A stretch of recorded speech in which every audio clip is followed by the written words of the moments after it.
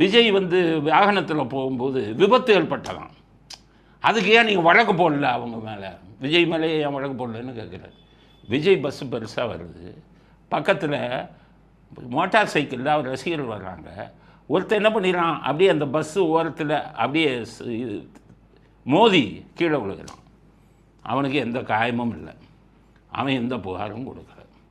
Judge நீதிபதி, தனி நீதிபதி சொல்கிறாரு, விஜய் மீது ஏன் வழக்கு பதிவு செய்யவில்லை, அங்கே விபத்து நடந்திருக்கு. இதுவரை சொல்லாததை கண்டுபிடிச்சிட்டாரு நீதிபதி. இந்த வீடியோவை பாருங்கள்.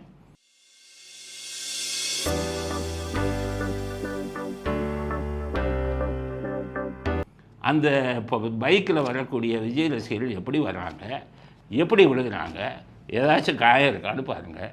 இதற்கு வந்து விஜய் மீது வழக்கு பதிவு செய்யணும்னு நீதிபதி சொல்கிறாருன்னா அவர் எப்படிப்பட்ட நீதிபதி பாருங்கள் அந்த வீடியோவை. அதுக்கு வந்து உடனடியாக விஜய் மீது வழக்கு பதிவு செய்யணுமா? அடுத்த கேள்வி என்ன சொல்கிறாரு, புகார் கொடுக்க ஆள் இல்லாவிட்டாலும்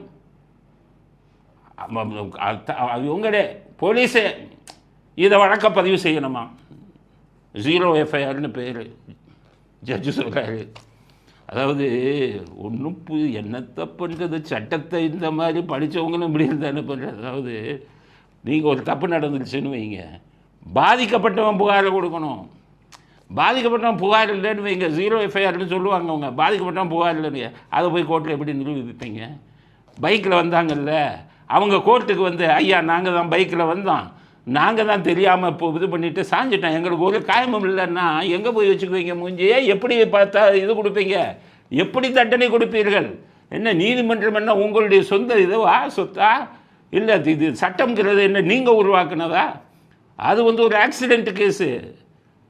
வண்டியில் போகிறான், சைடில் இடிக்கிறான், அவன் இல்லையா வந்து கொடுக்கணும்? விக்டிமே இல்லை, எங்கே விக்டிமே இருந்தாலும் அவன் கோர்ட்டில் வந்து சொல்லுவானே. அப்போ விஜய் மீது ஏன் வழக்கு பதிவு செய்யவில்லைன்னு ஜட்ஜு இப்படி கேட்குறாரு. இதெல்லாம் பத்திரிக்கை இதில் வந்துருக்கு, மீடியா இப்படிலாம் கேட்பாரான்னு எனக்கே சந்தேகம். மீடியாவில் வந்துருக்கு, ஏன் வழக்கு பதிவு செய்யவில்லை? புகார் கொடுக்குறவங்க இல்லைனாலுமே இந்த வந்து புகாரில் பதிவு செய்யணுங்கிறது. அப்போ எப்படி ஒருதலைப்பட்சமாக நீதிபதிகள் பேச ஆரம்பிச்சுட்டாங்க பாருங்கள். இவங்களை கேள்வி கேட்க ஆள் இல்லை, கேள்வி கேட்கணும். நாளைக்கு உங்களுக்கு எனக்கு இதே தான் வரும். நமக்கு எதிராக ஒரு பணக்காரன் போய் கேஸ் போட்டால் நம்மளை குற்றவாளி ஆக்கிடுவாங்க. இது இருக்கக்கூடாது. நீதித்துறை விஜய்க்காக இது பரிந்து பேசலை, நீதிக்காக பரிந்து பேசலை. என்ன நம்ம எல்லாருக்குமே தெரியும்ல.